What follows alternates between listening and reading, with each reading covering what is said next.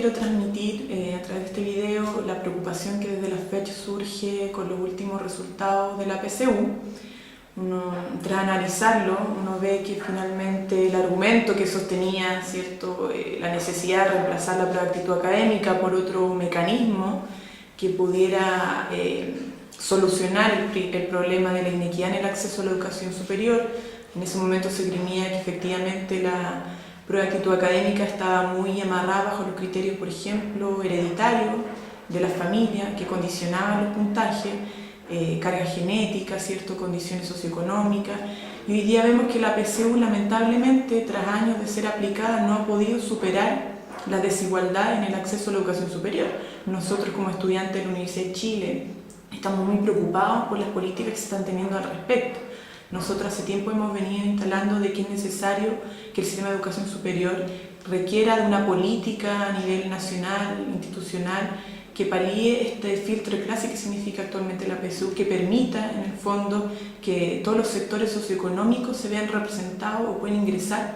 al sistema de educación superior. Y lamentablemente la PSU sigue mostrando que no ha podido paliar este problema. Y vemos hoy en día que, por ejemplo, hay estudios que demuestran que desde el 2005 hasta ahora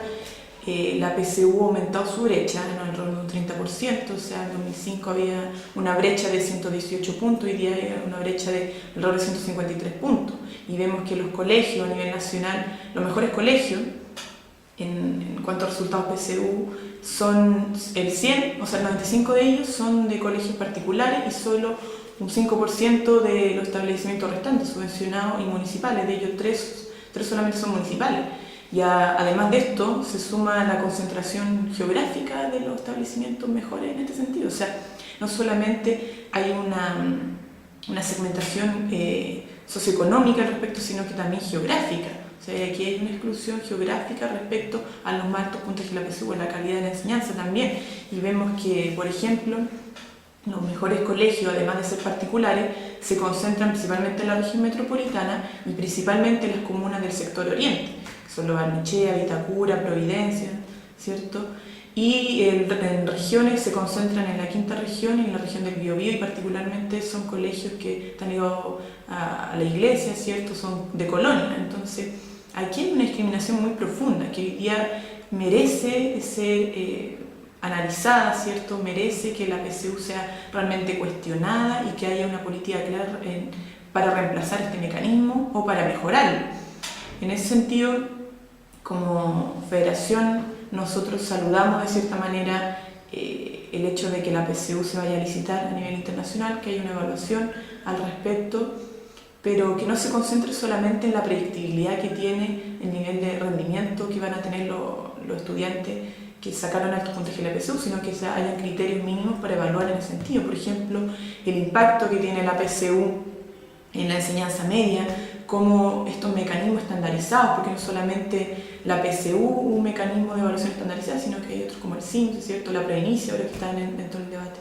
que tienden a condicionar los procesos de enseñanza. O sea, vemos que muchos de los establecimientos terminan siendo todo el proceso educativo un entrenamiento para responder bien a las pruebas, cosa de que los establecimientos puedan entrar a competir, ¿cierto?, de mejor manera y ser mejor evaluados para eso. Muchos de los profesores de los establecimientos condicionan el proceso de enseñanza para que los estudiantes puedan responder bien a la prueba. Entonces, esos impactos yo creo que merecen ser evaluados. También el hecho de la implicancia que tiene en el ingreso a la educación superior de los estudiantes, el hecho de que sean evaluaciones del currículum. O sea, hoy día vemos que solo los establecimientos particulares pueden impartir la currícula completa, cosa que no sucede en los municipales, y eso de cierta manera también es una condicionante. Está en el debate también, que algo que quería recoger, la necesidad de que estas pruebas midan más habilidades que contenidos, porque la PSU lamentablemente mide solamente contenidos, no habilidades, y hay estudios que demuestran que efectivamente los talentos y la habilidad de los estudiantes están democráticamente distribuidos, o sea que no dependen si el estudiante proviene de una escuela municipal o proviene de un colegio particular, sino que están repartidos sin discriminación de clase.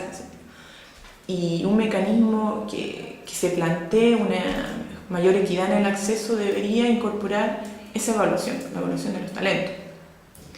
Y por ahí nosotros decimos que falta un poco de voluntad política. Creemos que ahí han habido voluntades a nivel de las universidades, por ejemplo, algunas universidades públicas,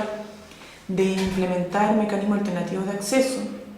como el USACH, que ya lleva años con lo que es el propedéutico, ¿cierto? Que lo que hace es captar de los colegios más vulnerables, municipales, de los más vulnerables, el 5% de mejor rendimiento de cuarto medio. Y entran en un proceso de nivelación que es propedéutico, y si tienen buenos resultados, los estudiantes pasan al bachillerato, ¿cierto? Y entran con condiciones bastante positivas en el sentido de poder también generar redes sociales, ¿cierto? Para evitar la deserción, y han demostrado tener un rendimiento igual o mejor incluso que los estudiantes que han sacado alrededor de 700 puntos en la PSU. Entonces, esos mecanismos hay que saludarlos, hay que saber replicarlo en nuestras universidades, porque es responsabilidad, sobre todo en las universidades públicas, paliar esta segmentación, ¿cierto? Esta injusticia, esta desigualdad en el acceso, y el Estado y el gobierno particularmente debería mostrar voluntad política por también aplicar estos mecanismos a nivel nacional, ser capaz de financiarlos, porque a pesar de que la USACH, por ejemplo, ha podido avanzar en ese sentido, la generó un gran déficit en términos financieros,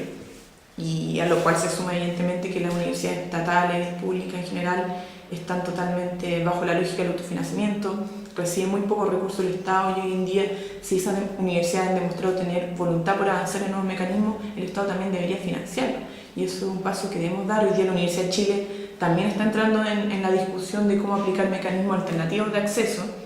que no solamente el propedéutico también está en discusión, sino que temas de los cupos supernumerarios que se dan a través de las becas de excelencia académica, ¿cierto? Los cupos de equidad, y esas cosas hay que fomentarlas. El Estado debería fomentarlas dentro de las universidades públicas y garantizarlas, o sea, a través de financiamiento, de asegurar que no solamente los estudiantes puedan acceder a los más vulnerables, sino que puedan permanecer dentro de la educación superior, porque hoy día